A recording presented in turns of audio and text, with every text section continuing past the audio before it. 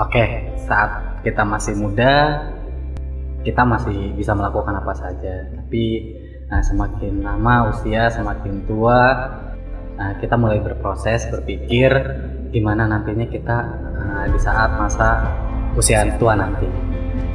Karena seorang transpuan itu jarang sekali untuk memiliki keturunan sendiri. Seorang hetero mendapatkan pasangan seorang trans untuk menerimanya itu agak berat, karena kan banyak bulian di teman-temannya.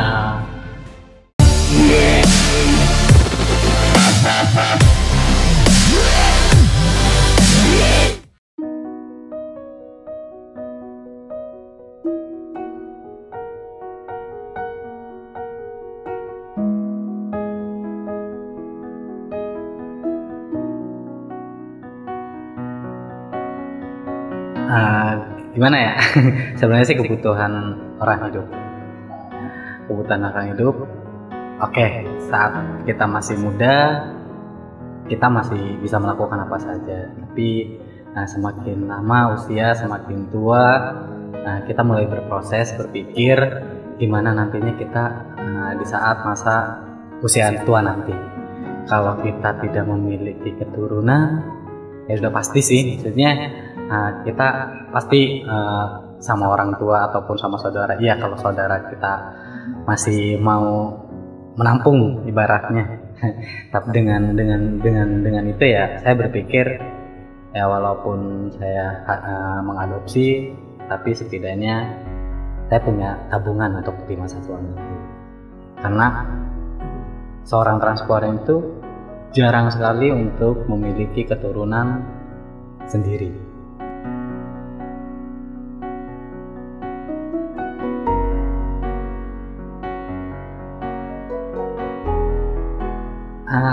Seorang hetero kan ya udah pasti ya untuk memiliki keturunan itu dengan sendirinya, memang udah pasangannya. Tapi seorang transpuan nggak mungkin gitu untuk mendapatkan itu ya Kak. Jalan keluarnya ya mau nggak mau kita harus mengadopsi.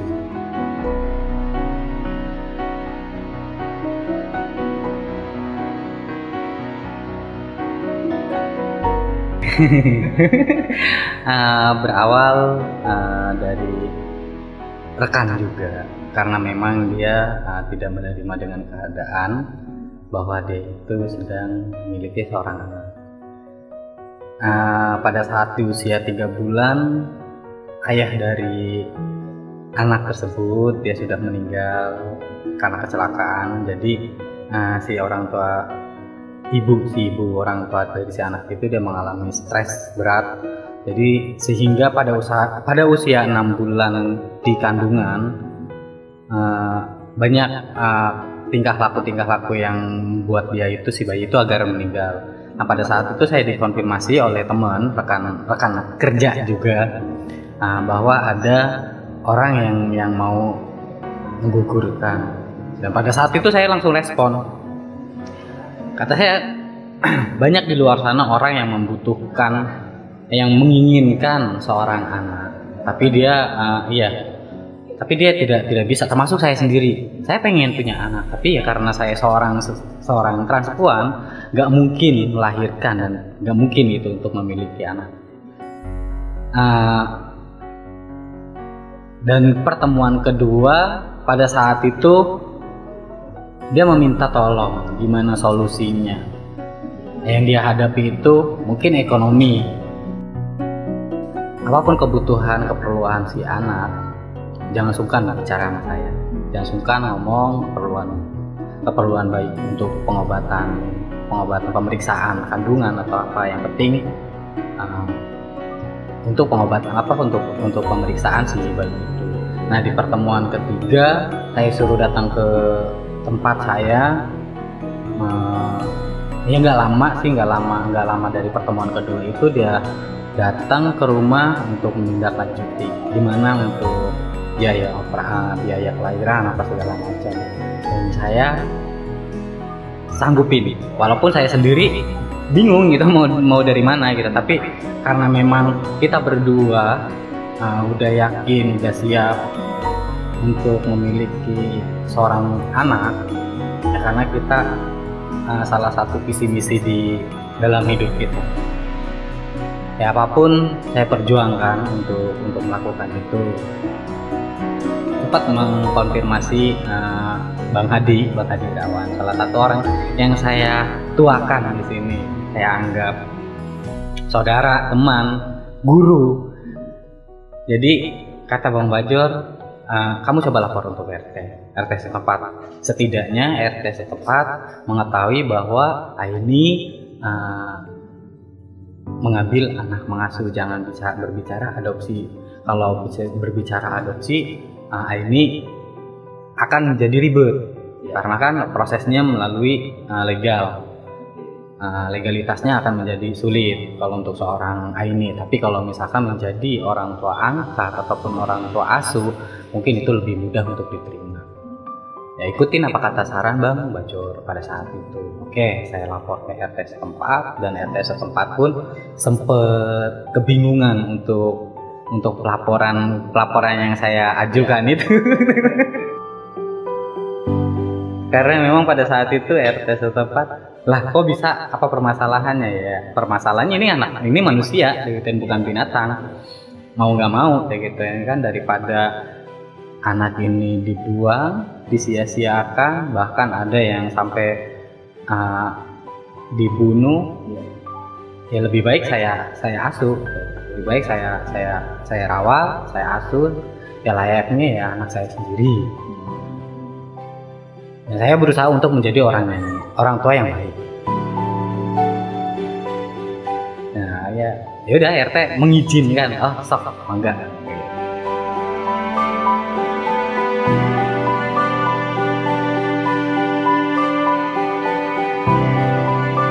Pagi jam 7.30 itu Muhammad Ilham lahiran. Saya kasih nama Muhammad Ilham.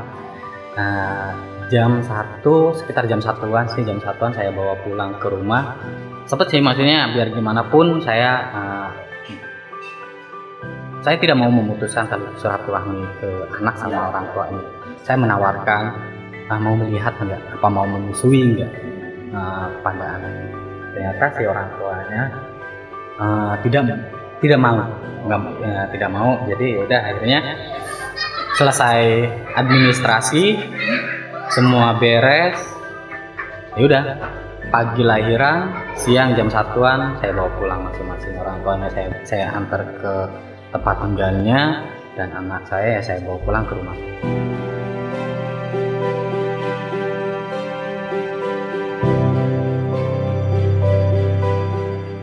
Kayak mimpi sih, maksudnya kayak mimpi. Ini bener nggak sih? Jadi pada saat mengasuh itu, dengan sendirinya langsung bercermin kepada orang tua. Jadi oh ternyata begini jadi orang tua ya. Jadi pahit manisnya, tengah malam bangun nggak bisa tidur, ngasih susu, gantiin popok.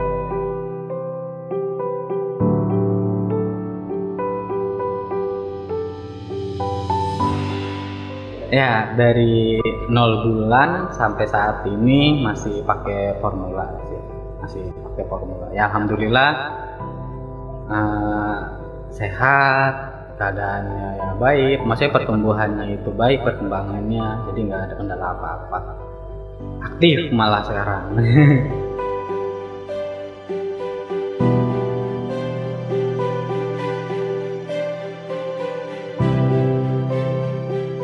Harus pada saat itu ya memang kita sudah merencanakan 3 atau 4 tahun sebelumnya, sudah matang gitu, karena kan memang pada saat itu kita memilih maksudnya jangan anak cowok lah, kalau anak cowok mah takut gitu.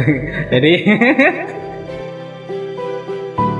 pada saat itu masih ada rasa ketakutan. Jadi kalau misalkan anak cowok takut menyimpang juga gitu, maksudnya ya di pikiran dia itu ntar kalau misalkan anak cowok ntar tumbuh besarnya kayak kamu gimana, ya tergantung, maksudnya tergantung kita mendidiknya. Ya oke, mungkin saya pribadi dianggap menyimpang, tapi kan tidak mungkin menjerumuskan siapapun ataupun baik saudara ataupun adik atau sekalipun anak untuk mengajari saya menjadi seorang yang sama. Tidak, justru ya udah, maksudnya cukup di saya saja. Jadi jangan sampai ke saudara, ke adik, apa gitu, maksudnya mengajari. Ya tergantung, semua itu tergantung kita yang mendidiknya. Ya banyak kok maksudnya teman-teman transpuan, ya bukan banyak sih, ada beberapa teman-teman transpuan yang mengadop, tapi dia bisa gitu untuk menjadi seorang ibu yang benar-benar menghayati kehidupan untuk menjadi seorang ibu. Jadi dia bisa mendidiknya, tergantung kita. Jadi ya memang pada saat itu masih memilih. Sempat 3 atau 4 kali gitu saya tolak, karena kan memang pada saat itu juga sebelumnya sempat gitu kita mengurus si ibunya pada saat mengandung, tapi pada saat lahiran ternyata cowok gitu. Akhirnya kita tolak.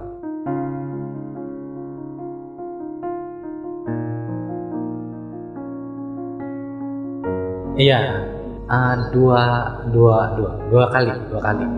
Tapi yang 2 ini memang karena kan kita nggak tahu, terus si ibunya juga dia nggak mau USG, jadi pada saat itu ya kita nggak tahu dia cewek atau cowok gitu. Jadi ya udahlah kayak gitu kan, yang penting kita niatnya tulus gitu, ikhlas gitu.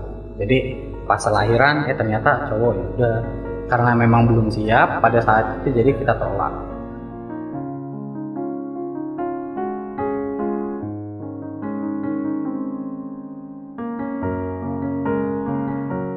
Jadi di 2011 itu kita udah berkomitmen sama Mas Ardi. udah berkomitmen sama Mas Ardi. Di 2012 karena 1 tahun hidup bersama, jadi ada kayak yang aneh gitu, kayak ada yang jenuh, bosen. Kok begini-begini aja gitu? Kenapa sih nggak cari saudara kayak gitu, yang anaknya mau kita asuh? Jadi ya awal pertamanya ya seperti itu. Jadi di 2012 itu udah membicarakan seorang anak. Nah di 2013 kita mencari, 2014 kita dapat info tapi kita tolak, 2015 karena pada saat itu saya lagi drop down, jadi ya sempat kita tunda dulu rencana. Nah di 2016, 2017, 2018 kita belum menemukan. Di 2017 di 2018 baru kita akhirnya kita menemukan si Muhammad Ilham. Hampir kurang lebih 5 tahun ya Bang ya, 5 tahunan kita menunggu.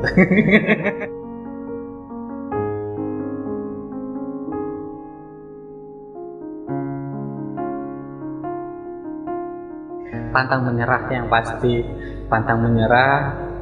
Jadi untuk saya sendiri ataupun Mas Ardi sendiri, apapun yang dia lakukan, apapun yang dia kerjakan, semata-mata hanya buat anak. Kita udah punya tujuan, kita sudah memiliki tujuan hidup. Kita hidup melakukan segala sesuatunya itu ya kita buat anak. Jadi apapun itu yang dia kerjakan, selagi dia positif, baik, yang bisa dikatakan halal atau thayyibah, semata-mata hanya melakukan untuk anak. Ya apa ya, maksudnya secapek-capeknya dulu gitu dengan secapek-capeknya sekarang itu beda. Ketika pada saat kita lelah untuk melihat anak terus bangun ngejar gitu, rasa capek itu dengan seketika hilang. Itu sih maksudnya bahagianya di situ. Oh ternyata ini ya yang namanya jadi orang tua gitu. Yang maksudnya yang dirasakan orang tua dulu, sekarang yang saya rasain itu oh seperti ini gitu. Ketika dikejar orang tua dipanggil mama gitu sambil lari. Jadi rasa capek seharian aktivitas itu ya hilang.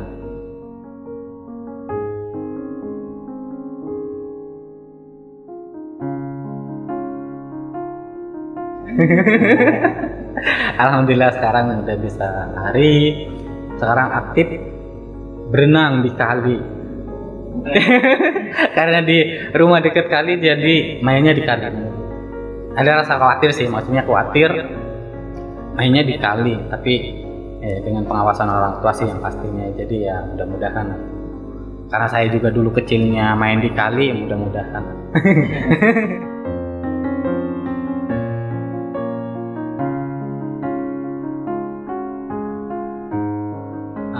Untuk sampai saat ini sih ya alhamdulillah teman-teman baik di komunitas ataupun di masyarakat umum lainnya, dengan adanya saya mengasuh Muhammad Ilham ini direspon ataupun disambut dengan baik. Justru tidak ada kata-kata yang maksudnya mendiskriminasi seorang perempuan, bahwa saya ya apalah yang mereka macam, tapi saya buktikan pada mereka bahwa seorang transpuan pun bisa melakukan seperti orang anak hetero lain. Jadi ya maksudnya apa sih yang nggak mungkin gitu. Jadi tidak apa yang mereka lihat itu saya buktikan dengan apa yang dia pikirkan. Karena kan di pandangan orang kan seorang transpuan itu tanda kutip yang notabene itu. Tapi saya berusaha untuk membuktikan, oh tidak, saya tidak mungkin apa yang Anda lihat itu salah.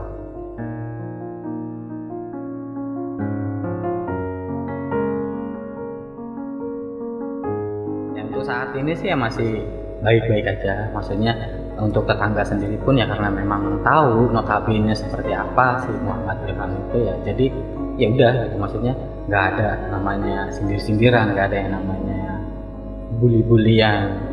Ya anak-anak kecil pun manggil saya itu Mama Ilham. Itu Mama Ilham. Jadi ya mereka taunya saya yang namanya anak kecil, ya taunya mamanya Ilham.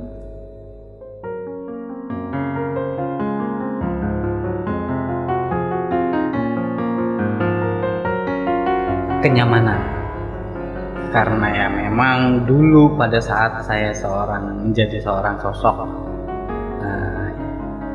laki-laki, banyak nggak pedenya, banyak malunya, banyak nyindirnya, dikatain bencong, dikatain apa, bukannya semakin apa ya, maksudnya ya walaupun memang dulu kebencong-bencong itu ada, tapi dikatain bencong itu bukannya ini, tapi malah tambah down.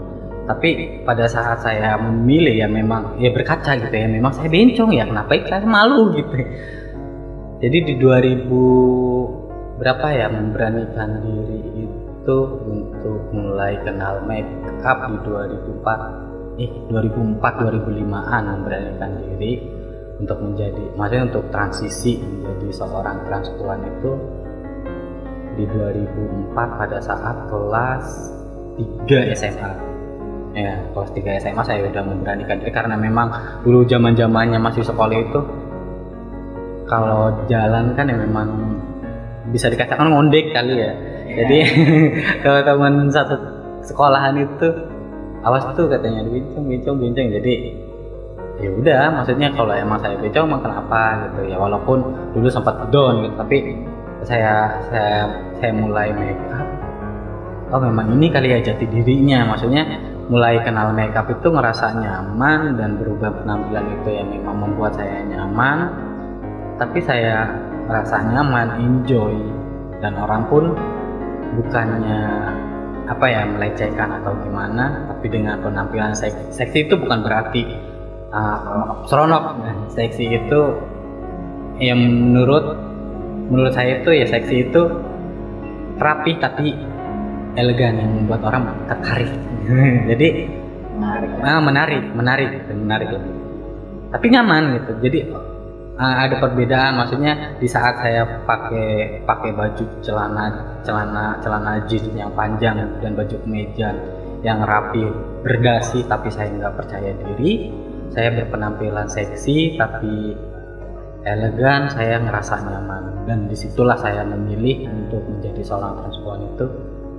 Ya memang inilah jati diri saya, karena dengan saya menjadi seorang transpuan, saya tidak menutupi kemampuan saya untuk berkarir, tidak menghambat gitu. Maksudnya tidak menghambat, menghalangi saya berkarir. Terus pekerjaan pun beberapa tahun yang lalu saya pernah sempat bekerja di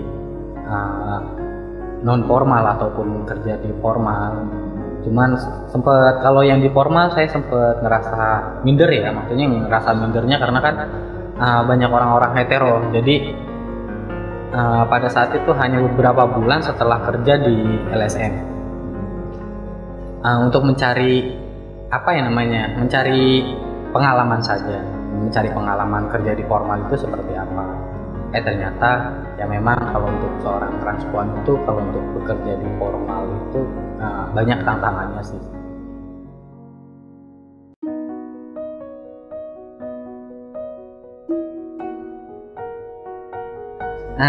Dulu di tahun 2010, ya 2010, dulu waktu masih zaman-zamannya BlackBerry, BBM, masih zaman-zamannya BBM.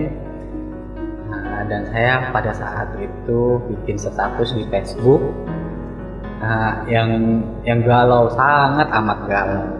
Dan saat itu memang saya lagi broken heart, hatiku lagi nggak karu-karuan. Dan komentar lah itu si Mas Ardi dengan statusnya Dwi Angga Cahyono, akun palsu. Ya, pada saat itu berkomentar di dalam status saya, belaga menjadi seorang yang bijak. Dan pada saat itu kok nih orang berkomentar seakan-akan orang yang bijak kayak maunya, maksudnya apa kayak gitu kan, memang tahu sebenarnya kehidupan saya. Dan pada saat itu perdebatan kecil di dalam komentar tersebut. Daripada bikin sampah di komentar, saya suruh inbox, jangan di komen. Karena kan memang pertemanan banyak saudara, banyak keluarga, jadi kesannya kalau misalkan memang suka berantem gitu kan binal gitu, kesannya gimana gitu sama keluarga. Jadi saya sarankan udah inbox kayak gitu. Dan pada saat itu inbox, perdebatan masih lanjut. Saya kesel gitu, maksudnya ini orang maunya apa sih kayak gitu. Dan kalau emang nggak terima dengan perkataan saya yang agak kasar, udah samperin aja ke kontrakan kayak gitu. Dan pada saat itu langsung juga sih 3 hari dia konfirmasi pertemanan, satu hari berikutnya dia langsung komentar di status itu, dan 1 harinya itu langsung ketemu, langsung nyamperin. Jadi memang pertemuannya sangat singkat sih, 3 hari berkenalan di akun media sosial, 3 hari itu langsung ketemu. Dan pada saat itu saya nggak nyadar gitu, nggak nyangka gitu kalau memang dia itu mau niat benar-benar mau datang. Dan saya kasih alamat dan nomor teleponnya, masih ingat sih ya, masih tanggal, tahun dan harinya juga. Itu hari spesial. Kita 1 atau 2 jaman ngobrol dengan keadaan seperti itu, ada rasa risih gitu. Karena memang sedikit nyaman juga sih ngobrol panjang lebar, ya akhirnya entah kenapa pada saat itu ada rasa kenyamanan di saat pada ngobrol. Maksudnya pada saat ngobrol itu yang kita bicarakan itu bukan hanya seks. Jadi pada saat ngobrol itu tentang kehidupan yang akan mendatang, kamu tuh mau menjadi seorang apa, mau. Dan ngerasa nyamannya dia itu, si Mas Ardi ini selalu merencanakan ke depannya itu benar-benar matang gitu. Ya sempat nggak percaya sih, maksudnya yang mulut tuh laki kan sekarang bilangnya sendiri, tahu-taunya punya bini. Dan akhirnya saya lagi yang disalahin itu, maksudnya kayak nggak mau. Daripada saya jadi seorang pelakor, mungkin saya menjadi seorang yang benar-benar maksudnya nggak mau lah merusak rumah tangga orang. Jadi ya pada saat itu dia juga siap nggak siap sih, nyangka nggak nyangka untuk tinggal serumah berkomitmen.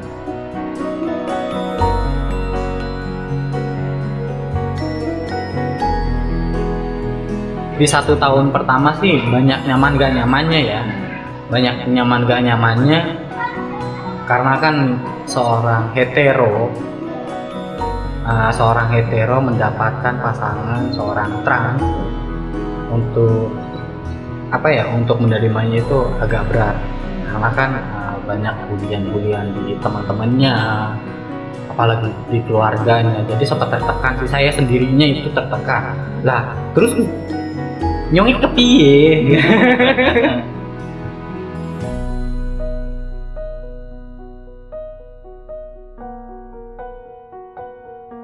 tahu ya, karena saya ya udah kalau misalkan memang siap saya tinggal, maksudnya situ tinggal bareng sama saya, ya saya beginilah apa adanya, maksudnya saya tidak melebih-lebihi kemampuan saya ataupun saya tidak mengurang-urangi kemampuan saya, dan begitu pun saya sebaliknya, saya melihat Mas Ardi itu bukan karena kelebihannya tapi melihat dari kekurangan Mas Ardi sendiri, karena kekurangan Mas Ardi itulah adalah kelebihan saya. Di 2016 itu ya sesuatu momen yang terindah, maksudnya yang saya rasakan gitu, saya mulai diakui bahwa saya pasangan dia di depan banyak orang, di depan keluarga, di depan saudaranya dia, di depan teman-temannya dia.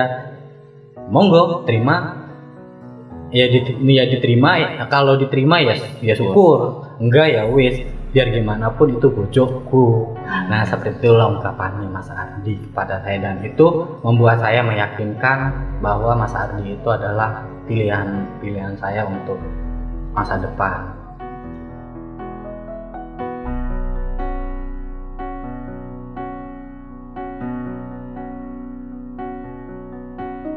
Pada saat itu di 2015 berawal saya sendiri. Jadi saya awalnya sih ikut gabung di kelompok dampingan sebaya.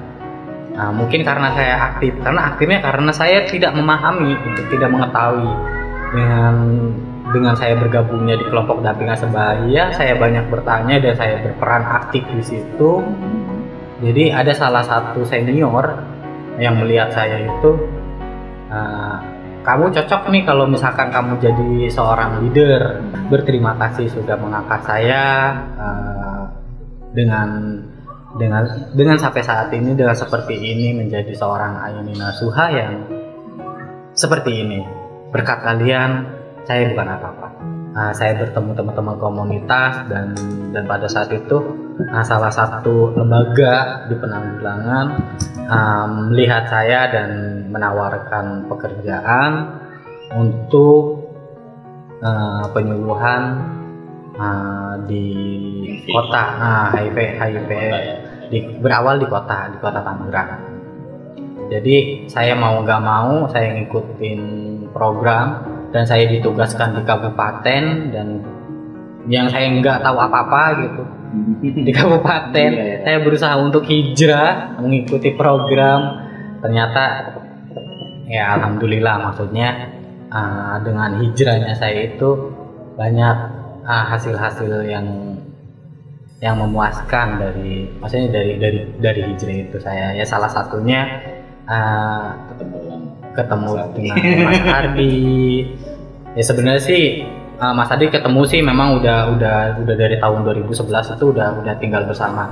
Cuman lebih fokusnya lagi itu di 2016 itu karena dia sudah memahami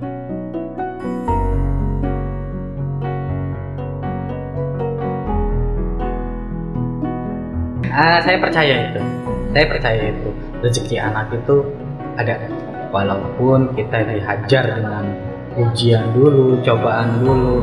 Ya memang pada saat usia 3 atau 4 bulan gitu, jadi sempat nggak bisa-bisa kacau galau. Dan saya sempat down pada saat itu, dalam keadaan posisi di bawah kali ya. Jadi sempat habis-habisan lah, maksudnya sempat habis-habisan ya karena berbicara kebutuhan dan maksudnya benar-benar hampir nyaris usaha pun sempat saya mau gading di 2019 itu. Jadi sempat dikasih cobaan dulu untuk masuk si Muhammad Ilham. Tapi saya yakin ini suatu cobaan untuk saya gitu, untuk saya mengasuh si Muhammad Ilham ini. Di awal 2020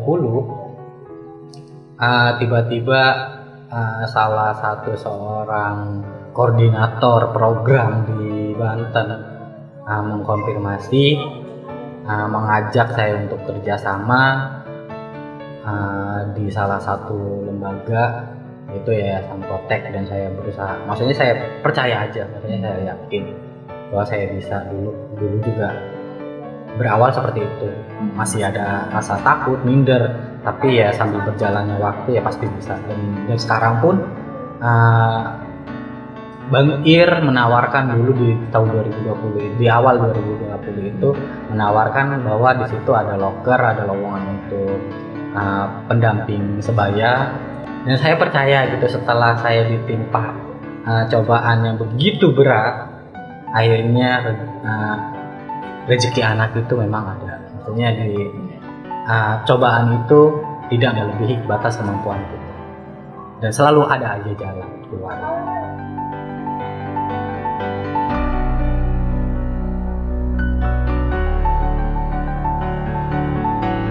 Kalau saya sendiri sih hampir 50%-nya, 50% kalau dibandingkan dengan presentase, karena kan ya seperti itu. Maksudnya kalau misalkan saya ngadopsi anak cowok, terus maksudnya lingkungan saya juga di tempat-tempat komunitas, baik komunitas gay, komunitas waria, dengan otomatis anak saya ikut bergabung juga, ikut bergaul juga. Yang saya takutin pada saat saya berkumpul ataupun bertemu dengan komunitas, dia melihat ada rasa kenyamanan, karena saya sendiri pun berawal dari kenyamanan. Takutnya maksudnya perasaan itu ada gitu sampai saat ini. Makanya saya berusaha untuk planning ya, maksudnya untuk planning ke depannya, lebih baik saya sekolahkan di pesantren, melarang hal-hal yang negatif dan memberikan hal-hal yang positif. Dalam artian silahkan untuk mengetahui dunia orang tuanya. Saya dengan Mas Ardi akan memberikan pemahaman terkait gender, jadi biar dia tidak maksudnya tidak salah jalan.